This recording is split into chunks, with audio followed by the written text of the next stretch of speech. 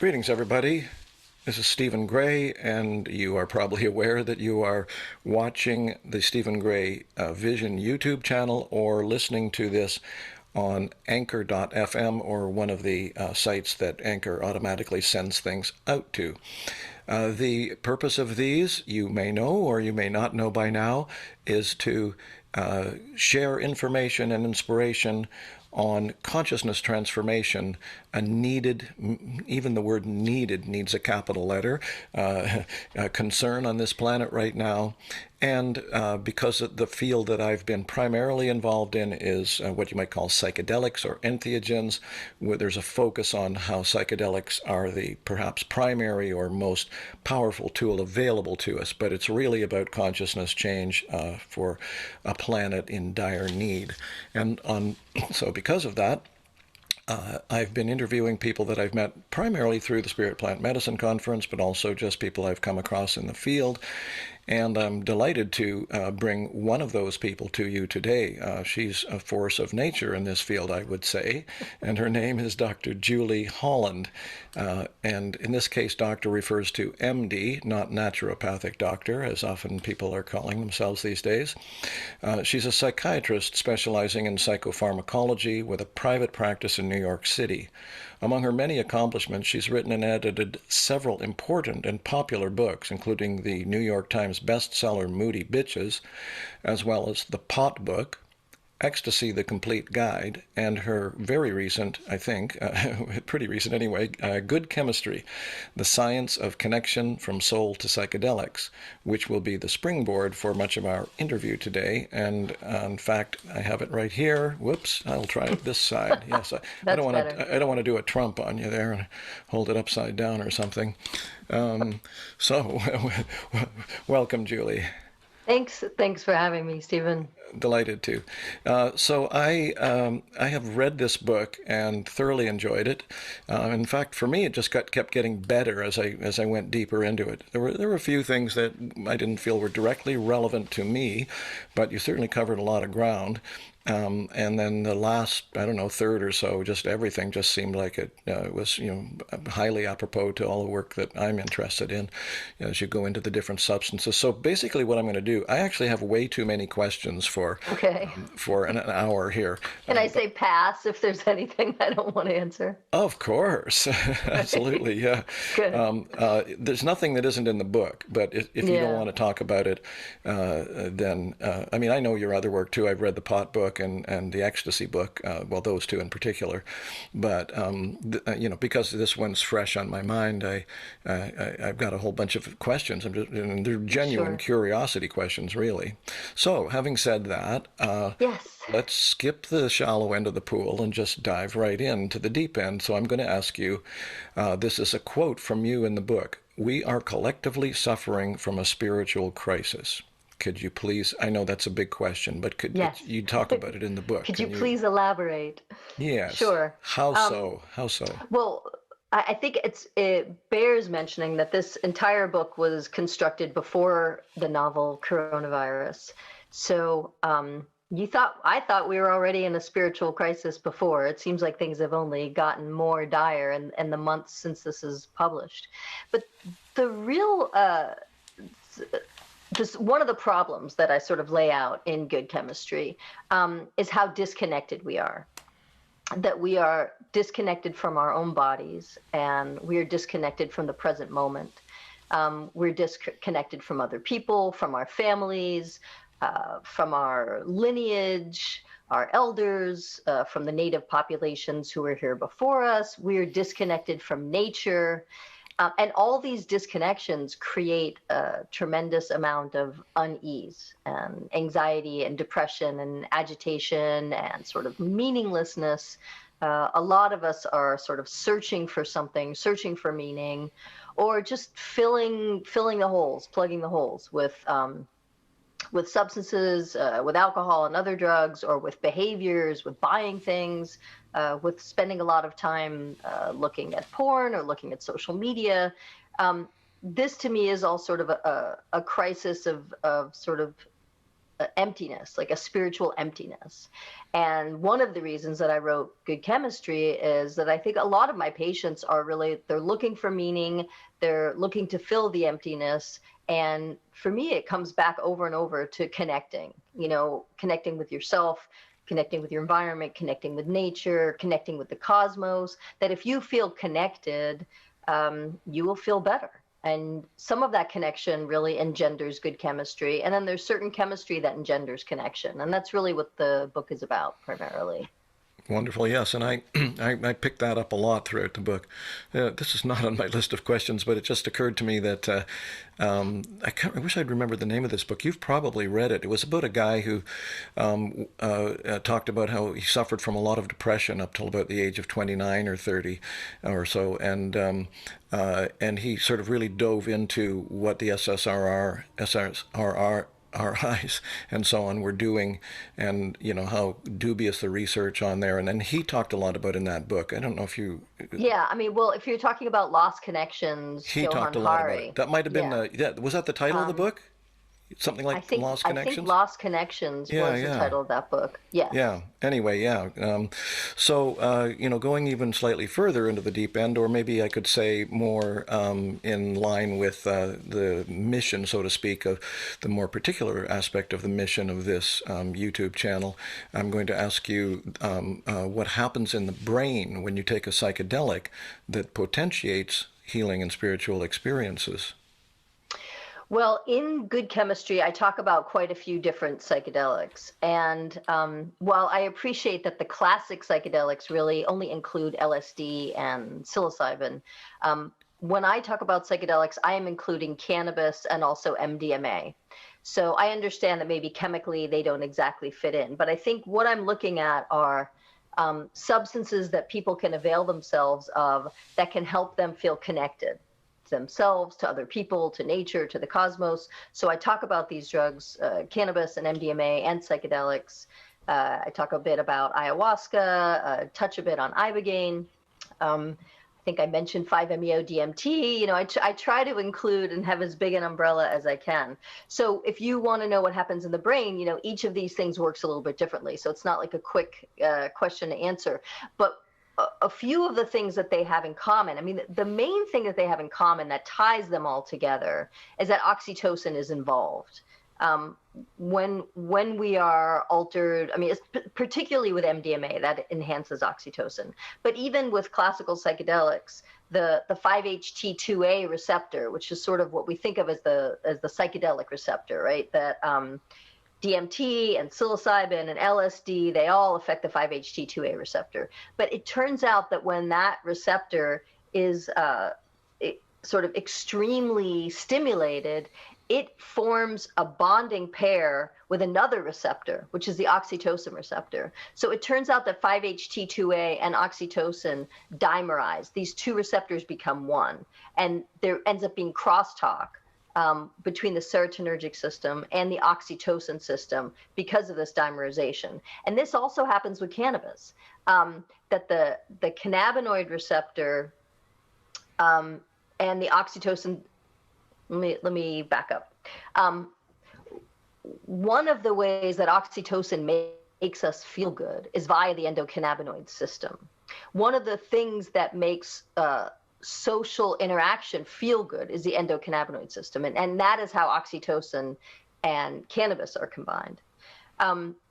They all affect each other. The serotonergic system, the endocannabinoid system, the oxytocin system, they all have sort of crosstalk, and they all interact with each other. So I can't just say this is what happens when you take this drug. Like for MDMA, I can say, well, a few things happen. There's an increase in oxytocin. The amygdala is quieted, which may happen because of the increase of oxytocin. But MDMA also markedly enhances serotonin, and to a lesser extent enhances dopamine and norepinephrine. So there's a lot of things going on with MDMA. With psilocybin and LSD, it's more simple. It's more really about serotonin and about the 5-HT2A receptor. Although I would say that LSD actually hits a few more things, and psilocybin's a little cleaner. And then you have cannabis, which primarily works on the endocannabinoid system, but at very high doses, high dose THC actually again, tickles this psychedelic receptor, the 5-HT2A receptor. So things are not very cut and dry. And if you read the book, you will understand more. Indeed, yeah, yeah. I was quite fascinated to see that to read that cannabis, as you did you say, tickles the 5-HT2A Well, receptor? Yeah. it very high dose THC starts to activate the 5-HT2A, and it is also a case of this dimerization, that the receptors are dimerizing. I believe CB1 and 5-HT2A can actually form a dimer.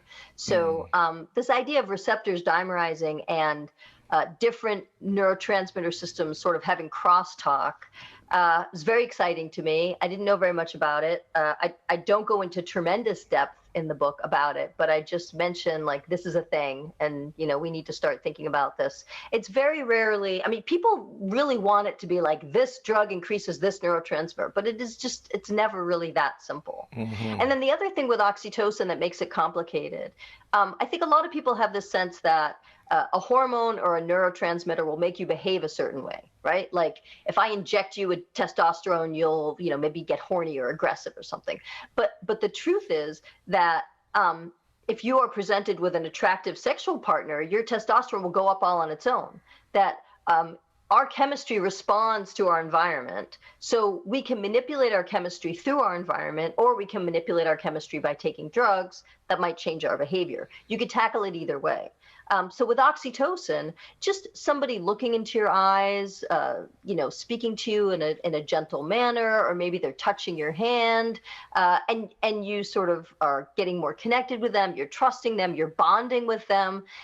This is a situation where the behavior is creating the chemistry, that the connection sort of increases the amount of oxytocin that's flowing through your body, but then the oxytocin will have more effects on your behavior, right? So I touch you, and then you're sort of more trusting of me, and then you have more oxytocin, and that makes you even more trusting of me, and then maybe I do something to further that trust. But so there's these cycles of things sort of cycling on itself, that it's a stimulus and response, that the outside behavior can trigger the inside changes in the chemistry, or the inside changes in the chemistry can trigger the behavior. Again, not a simple answer. No, it's fascinating. Yes, I remember that a lot in the book, how connection is established a lot through things like touch. You even mentioned, touching your lips can make chemical changes in the brain. Yeah, it's fascinating. Yeah, and also there's something called havening, where you sort of like stroke yourself from shoulder to arm downward.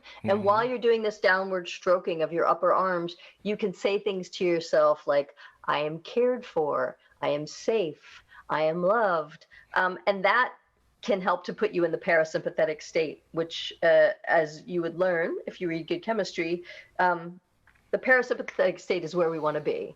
It's where we're open to connection, open to new information, unlike fight or flight, right? Where most of us are spending a lot of time these days in fight or flight. So, you're on the lookout for what might hurt you or attack you, and you're very quick to either attack or run away, right? You fight or you flee. That's the fight or flight state. That's the sympathetic nervous system. What I talk about in good chemistry is, what's the opposite of the sympathetic nervous system? What's the opposite of fighting or running away? And the opposite is the parasympathetic nervous system. And that is the half of the nervous system that allows us to rest, to digest our food, to repair our bodies. And most importantly for this book, it is only in parasympathetic that we are really open to connection, that we have good social skills, that we're open to learning new information. If you think about when you're stressed, or when you're, putting out a fire or something, you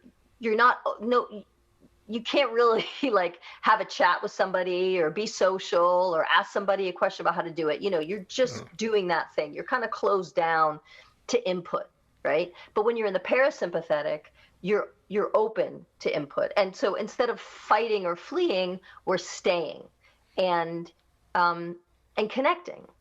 So it's really, not only is it where the body can repair itself, and this is really important, oxytocin, which is really sort of the juice of the parasympathetic system. The way that fight or flight is run by cortisol and adrenaline, the parasympathetic system, rest, digest, repair, that really is run by oxytocin.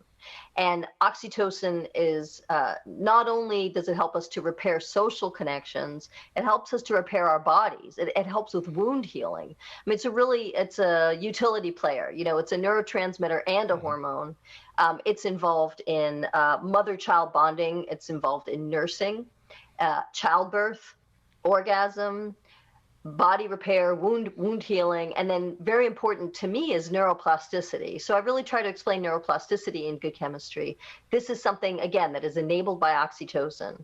And this is, you know, one of the reasons why we're all talking about microdosing or macrodosing is this issue of neuroplasticity. You know, can we sort of rewire our brains? For those of you just listening, I'm putting rewire in air quotes. Right? Mm-hmm. You know, can we sort of change the circuitry a little bit, whether temporarily or permanently, or what can our brains learn under these states, right? And so cannabis, it helps the brain be neuroplastic, as does oxytocin, as do many classical psychedelics, and I'm missing one, neuroplasticity, MDMA. Yes. Again, possibly because of the oxytocin. So a lot of these entheogens or psychedelics or consciousness medicines, whatever you would like to call them, they do have some things in common. And neuroplasticity is one of those things, and oxytocin is another one of those things. And so I think that this is one of the reasons why these medicines can potentially be catalysts for behavior change, is because there is some sort of rewiring and remodeling and learning of new information or new skills that are getting integrated on a much higher level than the way that we would, you know, maybe learn the words to a song. Mm-hmm. Yeah. Well, that actually leads to another question that I pulled out of the book for myself that I thought was interesting. I think it's a good segue into a little more detail on that. And there's a quote from you. The question is, how do, and then quote, psychedelics help to accelerate reversal learning? I've never heard of reversal learning before. Well, you will. It's important. I think, you know, I'm very interested in reversal learning, in particular how it works in couples. You know, when you're with somebody for a long time and there are certain things they do that aggravate you or hurt you or upset you, and then you sort of build workarounds so you don't do those things. How do we reverse that? You know, how do you become not afraid of something you've become afraid of? So like with post-traumatic stress disorder, right? This terrible trauma happens, you have a very intense response to it, and then you have fear about this happening again, and you also sort of, you know, put away this thing, you don't want to think of it, you don't want to think about it, you don't want to look at it. You know, PTSD, as I imagine some of you know, is pretty multifactorial in terms of its symptoms or its presentation. But one of the things that you want to do with PTSD or with a phobia is you want to learn to not be afraid again, or unlearn the fear. Right. And so this is a kind of reversal learning. And so especially with MDMA, right, like one of the things I talk about in Good Chemistry is like there's this research going on where both members of a dyad are given MDMA. Like one person has PTSD, but both people in the couple take MDMA for the therapy. And what's nice there is, like, let's say, just for example, that the wife has PTSD from a sexual assault. And she is sort of reliving the trauma, but this time her partner is there with her, supporting her, helping her to sort of convince herself that there was nothing that she could do, and that the smartest thing to do was just to, you know, to maybe let it happen, or like whatever the trauma is. But the point is that they go through it together, and it's a different experience, and it's potentially a corrective experience. So that would be an awkward example of reversal learning. But a simple phobia, I think, is very easy. You know, somebody say they're afraid of flying, and then they have a psilocybin experience, and they realize that the reason they're afraid of flying was because of this thing that happened when they were 3. And now that they're 33 and they think about it, they realize, like, oh, well, I see where this came from, and, you know, this doesn't serve me anymore, and I'm not going to let this control me anymore, and they're not afraid of flying anymore. So it's like a reversal learning that they can sort of pinpoint where it happened, and switch it around. And I think that when the brain is in a highly neuroplastic state, this reversal learning is more possible. So I know that we're seeing this with MDMA assisted psychotherapy, and my intuition is that we're also getting this with psilocybin or with LSD or other psychedelics. Yeah, it seems to me that I'm not quite sure the mechanism of how the so-called classic psychedelics would work in that way as opposed to MDMA. I have some familiarity, both with personal experience and study of MDMA, and correct me if I'm wrong. My layperson's understanding of why it's so good with PTSD is that it simultaneously knocks out the fear factor, brings in the compassion, and also leaves the mind sharp and clear with good memory, so that you can talk to the therapist, explain things, etc., and remember it after. Whereas, Right. LSD, for example, if we're talking about a sort of a heroic dose or whatever, you're lucky if you can bring back 5 to 10% of the memories of it, and it doesn't function in that same way. And that's why obviously, as you know, MDMA isn't actually a psychedelic in the literal or sense, so to speak. It's not really disagree with me, please, but as I understand it from experience, it's not really an ego dissolver in the way that LSD and psilocybin are. Right. It's an empathogen or an intactogen, as they call it, right? Right. So it brings in that compassion for the situation and so on, as I said. Whereas these other ones, I don't know, how are they different? Would you say then, in the way that Well, they do that reversal learning? first of all, I just want to mention a few things about MDMA because when I think of something that's a psychedelic, to me, psychedelic is just mind manifesting, I right? agree. It shows you how you think, right? Or you get a chance to look at yourself, or it helps you with introspection. Like to me, that's enough of meeting a definition of psychedelic, which is why I think that cannabis and MDMA are psychedelics. So I do sort of like separate them into classic. But then this other thing about the how MDMA works, and you mentioned having increased memory for the session, which is really important. So one of the great things about MDMA is because it's a methamphetamine base, it's AKA speed, right? It's a stimulant. On some level, it is a stimulant, and it does help people stay awake and be able to focus. And because of that increased dopamine, there is an enhanced desire to talk. If you've ever spent the night with somebody on speed or cocaine, it's not usually a very quiet evening. Da, da, da, da, da, da, da, right? So there's a desire to talk, and then because of the oxytocin, there is this quieting of the fear, and that's really important, right? The oxytocin quiets the amygdala. It's one of the main things that it does. Oxytocin quiets the fear response. So if we're going to be open and trusting, we have to not be fearful, right? Or it doesn't work. So it's sort of a package deal. But quieting that amygdala really allows a lot of heavy work to happen. The way I think about MDMA is a sort of like anesthesia during surgery, that there's some malignant thing that really needs to be gotten to and excised and removed and examined. But the way regular therapy goes, it's really hard to get down to that malignant thing. It's buried pretty deep, and there's a lot of resistance to going there. It hurts to go there. You get scared. You don't want to talk about it. But if your amygdala is quieted and there's no fear, and you have this stimulant where you want to talk and you want to connect, and also you really have enhanced memory for trauma. Part of the stimulant effect, I think, is that you really have the capacity to see this trauma and this I understand what you're saying about, like, with classical psychedelics, sometimes you come back and it's like sand through your hands. I get this experience actually with nitrous quite a bit, right? That and the peak of a nitrous experience, I have this like, oh my gosh, I figured it out, and then you come back and it's like, I had it, and I think you can have that with psychedelic Yeah. experiences, but I encourage people to take notes, bring a tape recorder or bring a notepad and a pen and jot down a few things so that you can try to bring something back with you. But I think with MDMA, it does come back with you. It really, Yeah. you have a really good memory, not just for the trauma, Hmm. but for the processing of the trauma that you did during the therapy session. Yeah, I am deeply impressed with MDMA. I can hardly wait to see it take its place properly in, therapeutic use. Have you read Chris Bache's LSD and the Mind of the Universe? I haven't read his book. I actually, I was on a panel with him sometime in Mm. the spring or summer. It's all a bit of a blur now, all the webcasts and webinars. And I really loved hearing what he had to say, but I did not read his book.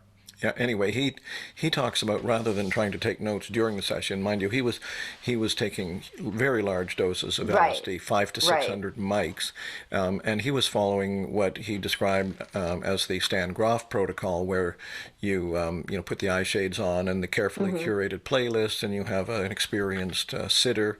But then the next day, what he did was he put on the headphones again with that same playlist so that it would be at the same points of the journey, and then he took the notes all day on the Sunday. That's very interesting. Yeah, yeah. So you've talked a lot about cannabis, and you might know that it's a big plant in my cosmology, Yeah. and I really like a lot of the things that you've said about it. You made a particularly bold claim in a chapter subheading. You called it. You said cannabis, queen of the medicinal plants. I did. I did Could call it you? Queen of the Medicinal Plants. The main Yeah. reason is it's a very female plant. It's the female flowers. The males we kill or sacrifice them to juicing or something. We want the female plants, the female flowers.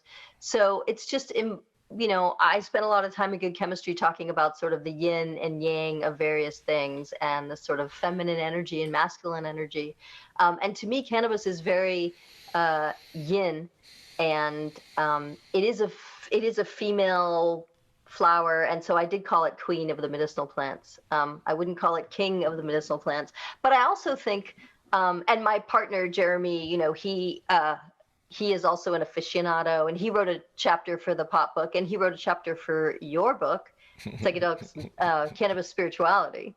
Um, and he calls it the people's psychedelic, Ah, because yes. it's so readily available to so many people, and there are a lot of people who aren't comfortable tripping, don't, maybe they're afraid to take mushrooms or acid or something like that, but they're not afraid to smoke. And I do think that there is this sort of yin opening quality with cannabis for me very much. I really find it sort of a heart opener. And I also find that it helps me almost immediately get in touch with my body and sort of become aware of my posture and how I'm holding myself and if there's any tension in my body, things like that. And then Hmm. if I'm lucky enough to be outside, I end up feeling very connected with nature if I have cannabis in my system. And so also, as a psychiatrist, I really think that cannabis-based medicines have a place in psychiatry. I don't think it's just for oncology. I think that first of all, my patients use a lot of CBD, and I recommend CBD for not only for anxiety, but for sort of some ADD symptoms of the sort of unrest and agitation and feeling scattered, not being able to focus. I really think that CBD lends sort of a calm focus. Um, and I mean, obviously my patients are a bit of a skewed population, right? If you edit books like Ecstasy, The Complete Guide, and the Pot Book, you're going to get a certain kind of patient coming to me. So I have a lot of cannabis connoisseurs who are, in my clientele. And for some of those people, cannabis really is tremendously helpful, especially people with post-traumatic stress disorder, I would say. Yeah. Well, that's wonderful. Excuse me. I've got so many things I want to ask you about. Some of them you've already hinted at or gone into a little bit, but still on the cannabis theme, I think you alluded to something that I wrote myself a question that says, how strong is the evidence that cannabis mitigates age-related mental decline? And And if there is good evidence for that, or even, sort of a tentative evidence, how does it do that?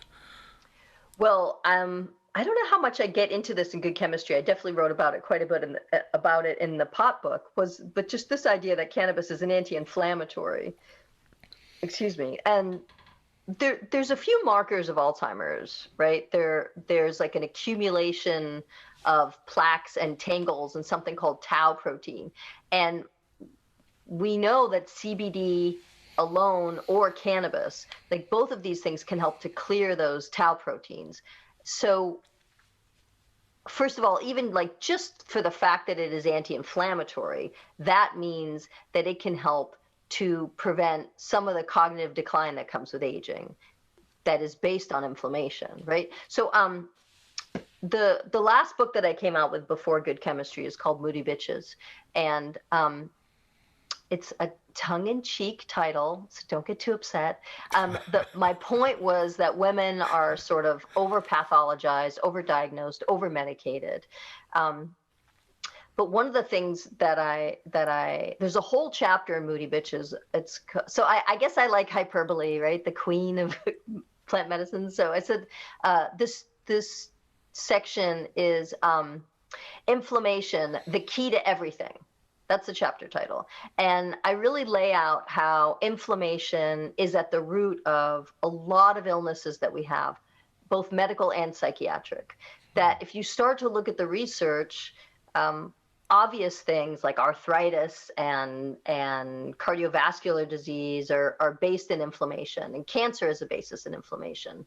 And diabetes has a basis in inflammation, but so do psychiatric issues like depression and anxiety. And we know that anti-inflammatory medicines can decrease some of these symptoms, and cannabis also can decrease some of these symptoms, and is an anti-inflammatory, and is neuroprotective. Now, we know cannabis is neuroprotective. One of the great ironies of the drug policy in my lovely country where I live, the United States of America, is that our government has a medical patent for using cannabinoids for neuroprotection, and yet they also have it listed as Schedule 1, which means it has no medical use. So it's one of the many hypocrisies in our drug policy. Anyway, all that is to say that the anti-inflammatory effects of cannabis can help to fight the effects of aging, and they can help to fight the effects of cognitive decline in Alzheimer's. That's really encouraging to hear, actually, isn't it?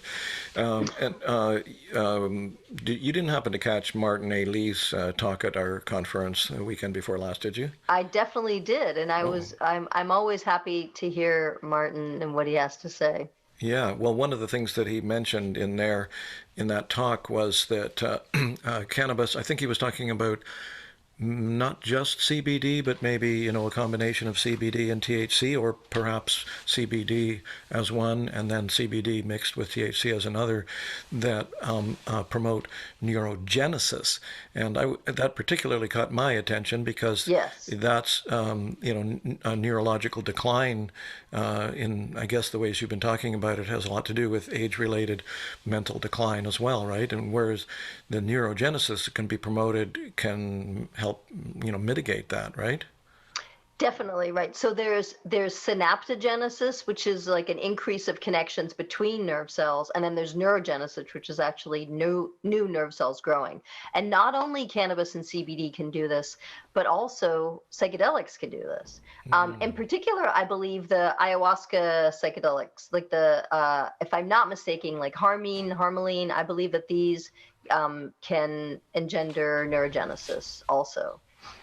So again, this comes under the umbrella of neuroplasticity, right? This synaptogenesis, neurogenesis, this kind of rewiring.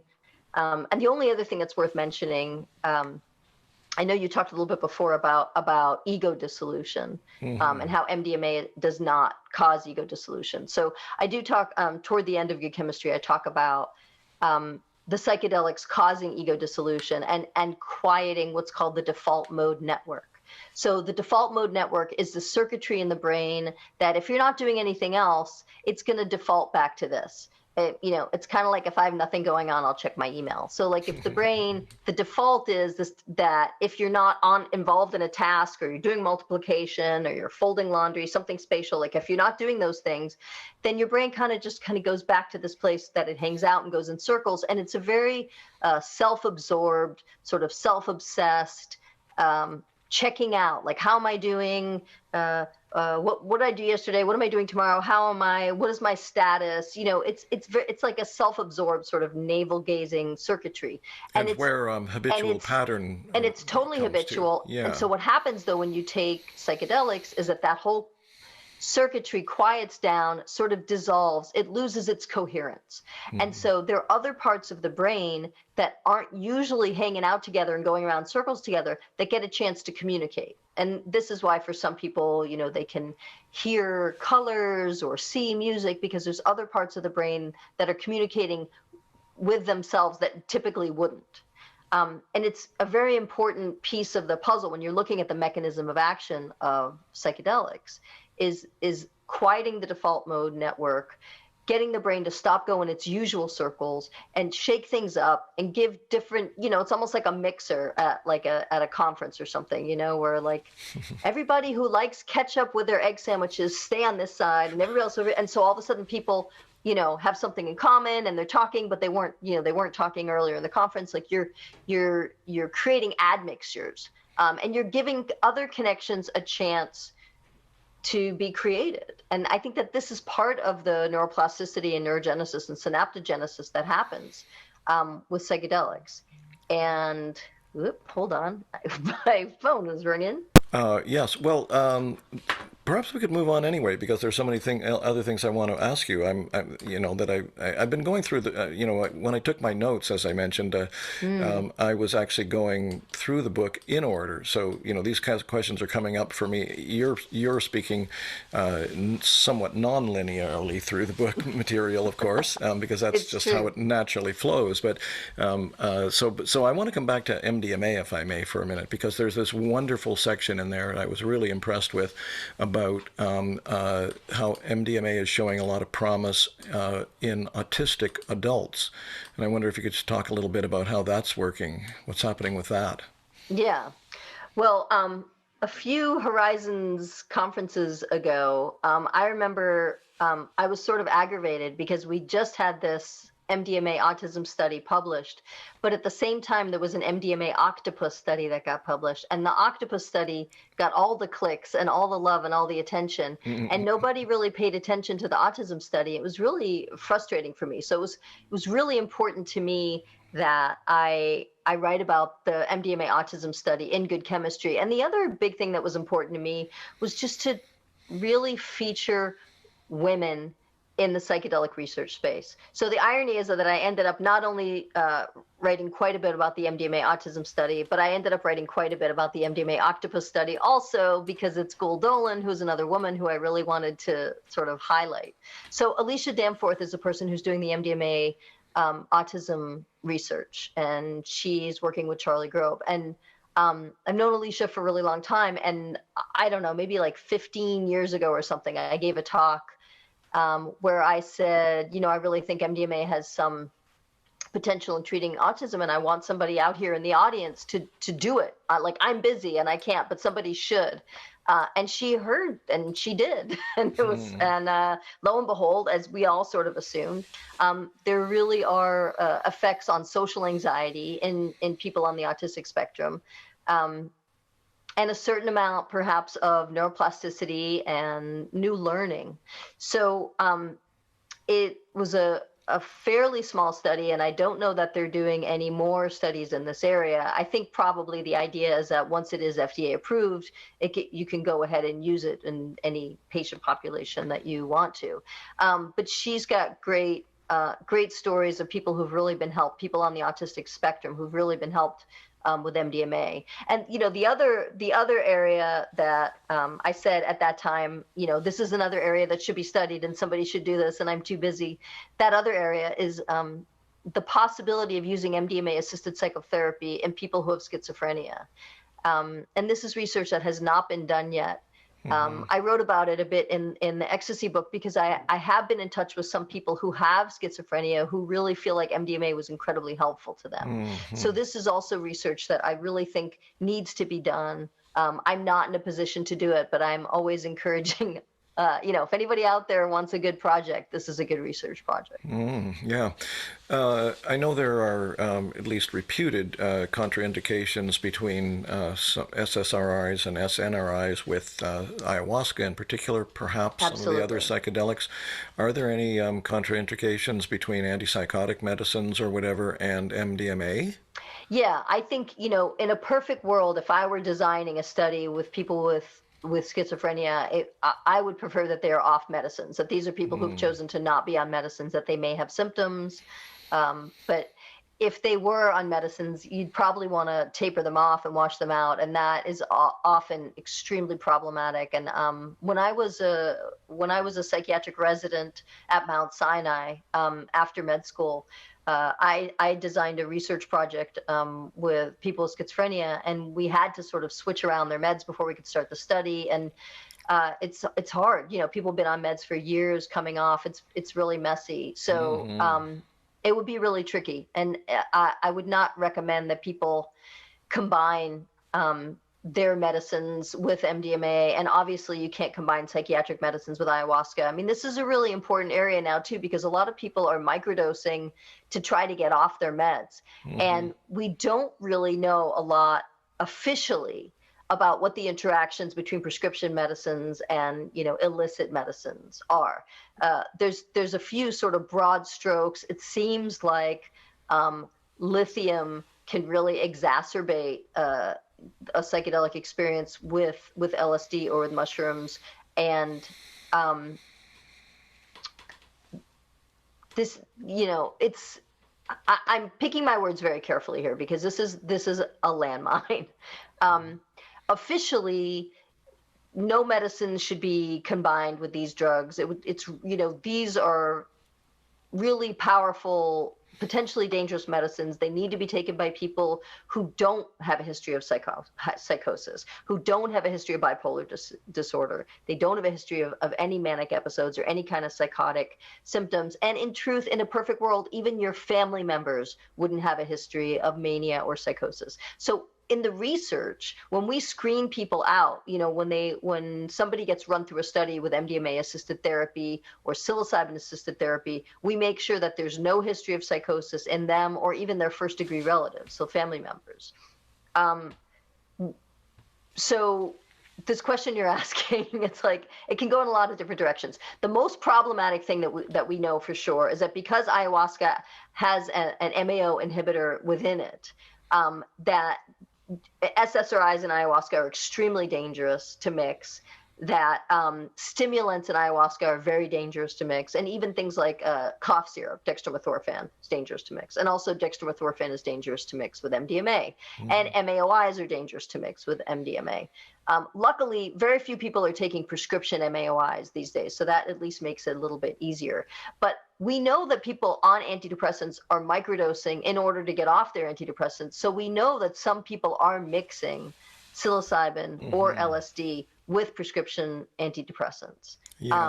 I'm not saying anybody should, but there is sort of enough anecdotal data to suggest that this is something that people are doing. There's no research, Stephen. I mean, this is an area where there is just nothing published. It's all anecdotal. It's all like things on Arrowhead or Blue Light or Reddit. There are no good published papers. Kit Bonson wrote something years ago, and a mentor of hers wrote something years ago. I'm blanking on his name right now, but there's very little now that's being published about interactions between prescription meds and consciousness enhancing meds, and we need to know more. Yeah, they better get on that one. You know, maybe even especially right now with the microdosing issue because it's so, it's expanding so much. And a very close friend, for example, who's aware of the work that I'm doing, and the people I'm talking to, was asking me that question. She's on SSRIs and I think she's on two or three different things.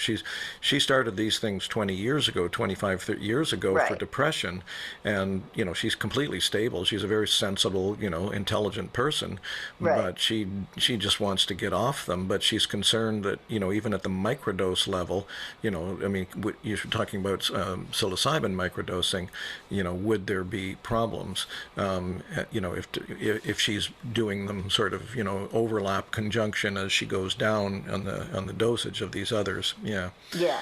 So, Jim Fadiman and Sophia Korb are collecting data from microdosers. And one of the things that they are going to be looking at is what medicines are people mixing with them and what has their reaction been. But they don't have this data yet. And then the other thing I will tell you, we looked at the MDMA data.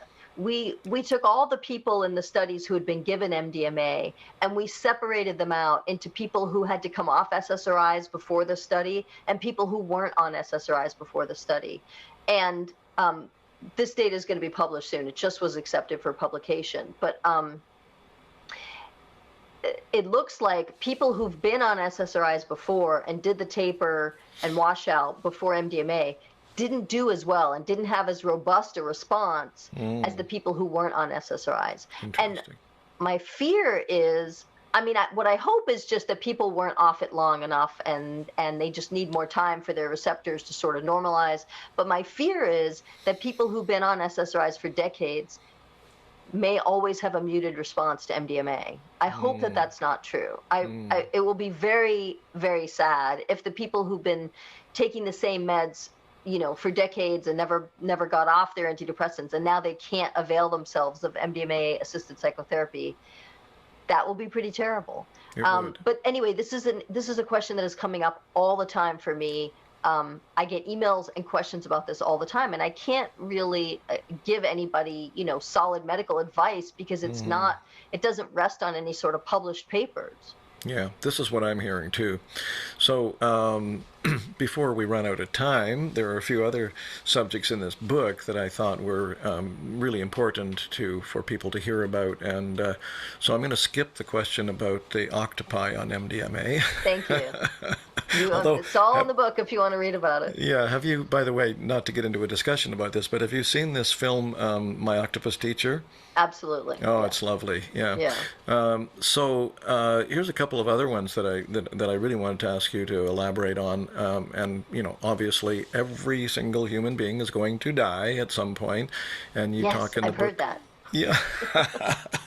Yes, hasn't come to a home near you yet, hopefully. You talk in the book about how psychedelics can help prepare us for death. Can you talk about that, please? Yeah. Yeah. So, and I got this from Catherine McNeil, who was working at Hopkins sort of early on, doing psilocybin-assisted psychotherapy sessions. But she calls these psychedelic experiences sort of death practice, and that was my experience. I mean, when I was in my 20s, I had sort of a heroic diet, like 5 grams of dried mushrooms, and had a very intense, full-blown mystical experience. And I really felt like I got a good taste of what death was like. Like I did not exist, and I was really okay with it at the time. I also had a 5-MeO-DMT experience many, many years later also, where I just felt like I just didn't exist anymore, and I was in a plane where non-existence was like okay. So I have come out of those experiences having a lot of equanimity about death, like being very okay with the idea that I'm not going to exist at some point before, because I have had the experience of not existing in the past, and it led to some pretty blissful moments for me. So I think that if people can have this sort of taste of, a full-blown mystical experience, as you well know, there's the void and then there's the light. And so, to me, sort of the void is where you get the real death practice, where there's just nothing. But usually, it's like after you eat your meal, you get your dessert, and like after you go through the void, there is the light. And for a lot of people, this is a really blissful feeling of everything being connected, and this sort of joy, oceanic boundlessness, this sort of thing. But they come away from the whole experience just having sort of a different relationship with what it might mean to not exist anymore, and because felt okay when I did it last time. So it is a little bit like death practice. The ego disintegration is the closest thing you're going to get to, what it feels like to not exist anymore, is to lose that sense of yourself. And to, my experience was that not only did I lose my sense of self, but I sort of merged into something bigger. There was like a white light pool of energy, and my energy went into that pool. Not only did I not exist, but I joined into something bigger than me, and maybe better than me. So I personally think that I have a pretty good relationship with death and its inevitability, and I'm sort of okay with it. So, I don't know if that's unusual, but certainly the people in the Hopkins study, I mean, these are people who have like end stage cancer, where they've got terminal illness, and after these mystical experiences, they are having less anxiety and less pain, and they're sort of in a better place, and they're feeling better about the fact that they're going to die. So there's clearly something there. Yeah. What I'm hearing, though, also, and I think this aligns with the results from the Johns Hopkins studies, is that you pretty much have to have a heroic dose, to have that kind of experience, right? Yes. I think they said that the people that had the most mystical experiences were the people who changed their attitude about their cancer or whatever the most, right? Yeah. Mm-hmm. That a high dose will reliably induce a mystical state, and a mystical state is what will more reliably lead to symptom reduction with anxiety. Yeah. So, and it's true that the Hopkins doses, were sort of approximating heroic macro doses. Mm-hmm. Yeah. So I don't know how much long either of us want to keep going on this. I usually try to keep these under an hour, but there are still some things I just really want to ask you about. Well, if you want to ask me a few more, you can always cut the boring stuff if you feel like doing that. I haven't noticed any boring stuff yet. Okay. It's all I appreciate that. It's all great. No, it's important. That's the key here, really. That's the essence. Is that, this is stuff that's relevant to people's lives, and and as you indicated, I mean, your whole theme of the book, connection, disconnection, and all that is so important for everybody, and so user friendly in that sense, right? It's not theoretical. It's pragmatic. It's stuff that people can learn and put into practice in their lives, and so on and so on, and people at all levels, from the professionals at the top, so to speak, to the rest of us, But anyway, another one that really struck me, and I wonder if you could speak about it, is how psychedelics like ayahuasca, for example, can help heal national and ethnic divisions, because, of course, that's a biggie too, obviously. Yeah. So, well, one of the people that we focused on in Good Chemistry is Natalie Ginsburg, and she is doing some work with ayahuasca with groups in Israel and, God, I'm forgetting if it's Israel and Egypt or Israel and Jordan, Israel and Syria. Palestine, well, I'm sorry that I'm. It's Palestine. Oh, right. Of course. Yeah. Right. Duh. Okay. So Natalie Ginsburg is part of a group of people, including Leor Roseman, who is doing this work, taking people, Israelis and Palestinians, and having them have ayahuasca experiences together. So, I mean, I can't think of two groups that are more sort of entrenched and have. I mean, maybe now we're extremely divided, unfortunately, here in the United States of America. So I feel like maybe we could do that here too. But the idea is that you take people from very different backgrounds, or they're very vested in who they are, but then you put them together in a circle, and everyone is vomiting and purging and crying and reliving their trauma, and there's a lot of compassion that gets generated in a group like that.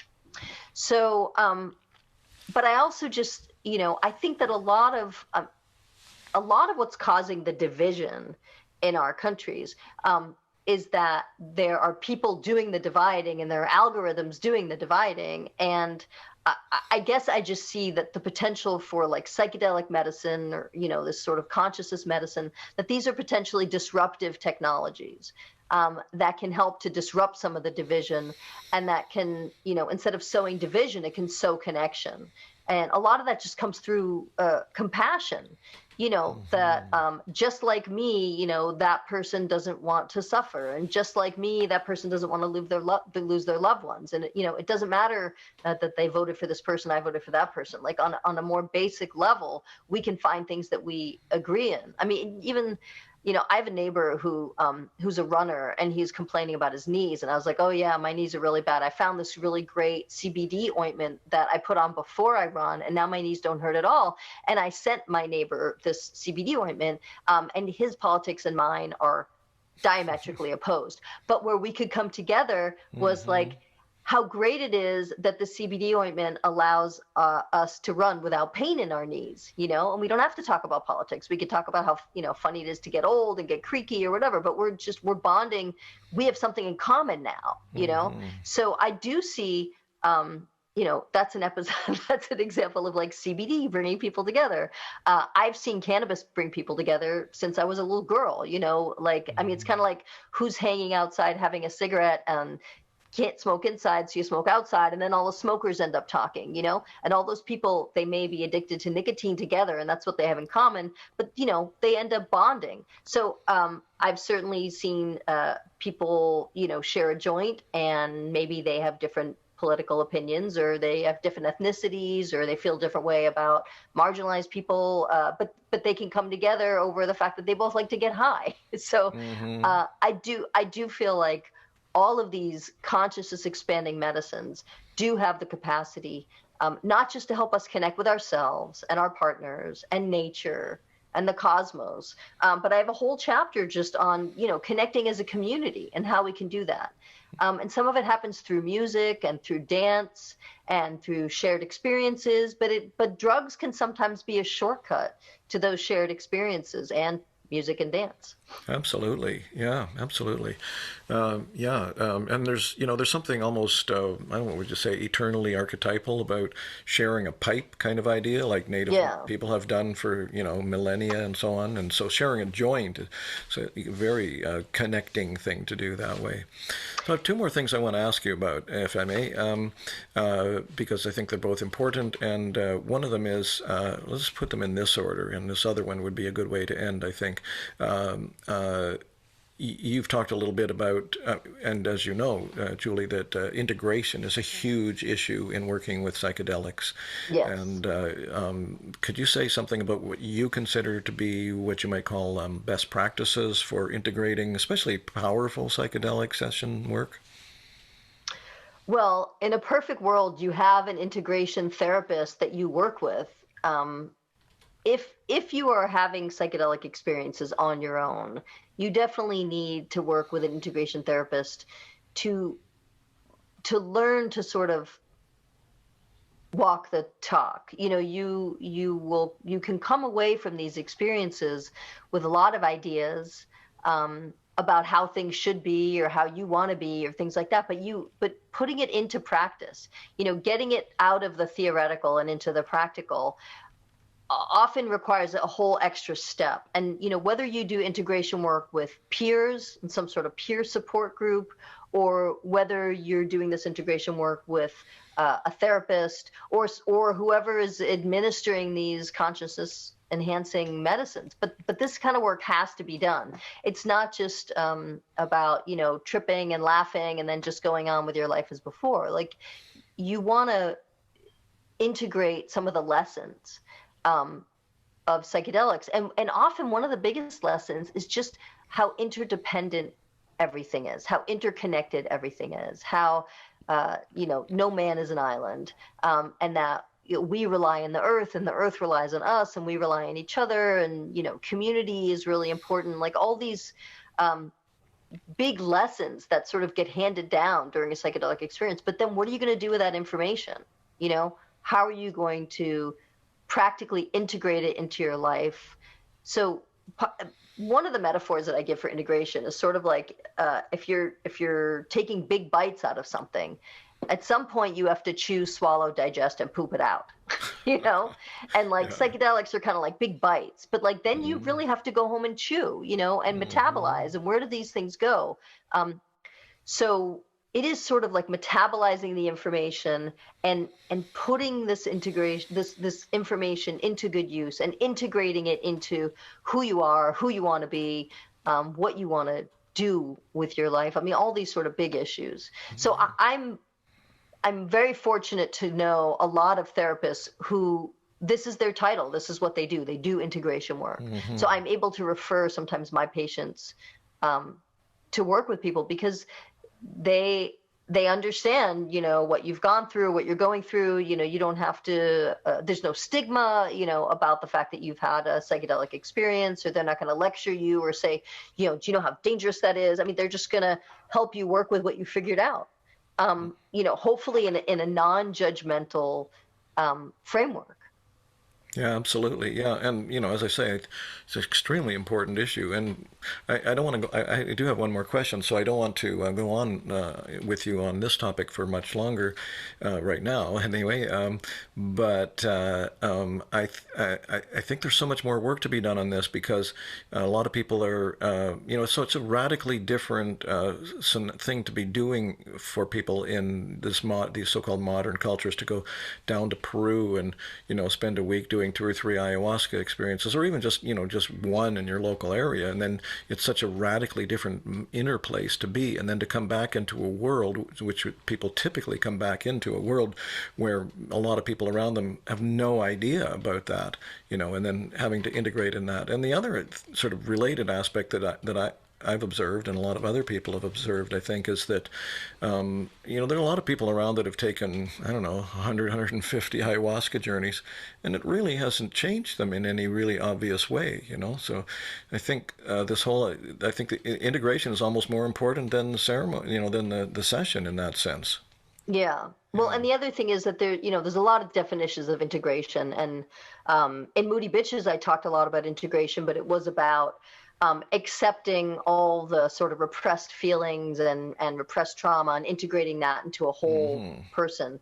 And I talk about emotional integrity a lot in Moody Bitches, or emotional authenticity. And it's emotional integrity is at its most simple point is just feeling your feelings and then calmly communicating your feelings to somebody else. And that sounds easy. It's like telling a fat person, just eat when you're hungry and stop when you're full. Like, it's easy, right? Just feel your feelings and communicate your feelings. What could be easier? Mm-hmm. And that's sort of this integration of the self. But the other integration that you are talking about, I absolutely talk about in Good Chemistry a ton. But then I also mention this integration of communities. And integrating people who have very different beliefs and morals and ethics, and like how can we integrate them? And the easiest way is to be like, well, we're all on the same planet here. We're all sharing this rock hurtling through space. So we're like, we are all in this together, sort of, like it or not. Because I also think about integration just in terms of integrating different cultures and different societies. Mm-hmm. And we're pretty sort of disconnected and disintegrated lately. Mm-hmm. And I think it's part of what's creating a sort of a level of unrest in a lot of us. Mm-hmm. Yes, I have some thoughts about that, but I'm not going to share them now Okay. because I want to ask you one more question, and that actually would have been a nice uplifting place to end things on. But I think this is a really important question. It's certainly an important question within the field, or the community, if you will, of people who are working with psychedelics in whatever way. Is this whole? It's a little bit of an amorphous question. I'm not even sure if I know the right way to ask it, but I think the term you used is community approach versus medical system with psychedelics, and that's a hot button issue. There some people that are concerned, even people that are sort of within the medical field, I guess you could say, that are concerned about what you might call the over medicalization of these substances if Yeah. they become legalized. So, one of the things I think about here is that we are really in the early days of all of this. And so right now we're really at it is very medicalized right now, because we're trying to do research to show what we all know, which is that these drugs really work, right? But you still have to do all this clinical research and placebo-controlled trials. Everything has to be randomized and blinded, and it ends up being very medicalized right now, because we are in this phase now of gathering data to show FDA, or or the European version of FDA, which I believe is called EMA. We have to come up with a lot of data and say, look how effective these medicines are. We need to be able to use them. And so right now it is in a very medicalized phase. But I mean, obviously, before this phase and after this phase, it can be more community oriented. And, obviously, hundreds, if not thousands of years, there have been people gathering and altering themselves. Either the whole group does it or just the shaman does it. But there's a long history of these consciousness changing medicines being used in a group setting.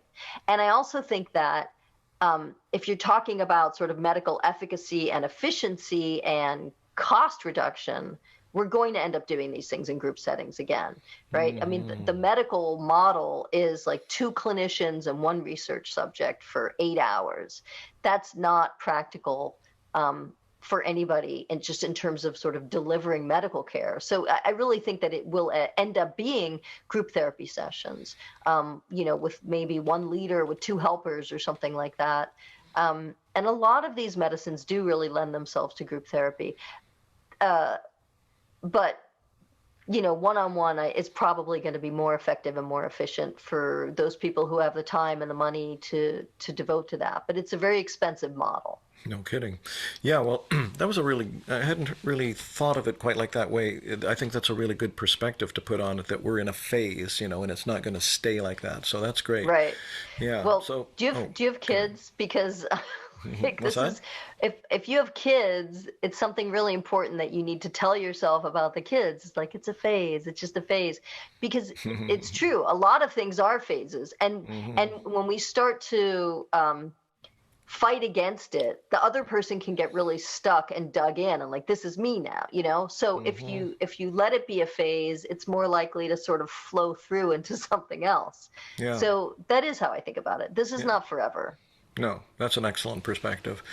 Yeah, so, I could have asked you another hour's worth of questions easily, but we're a little over an hour, so I think that's a nice place to stop.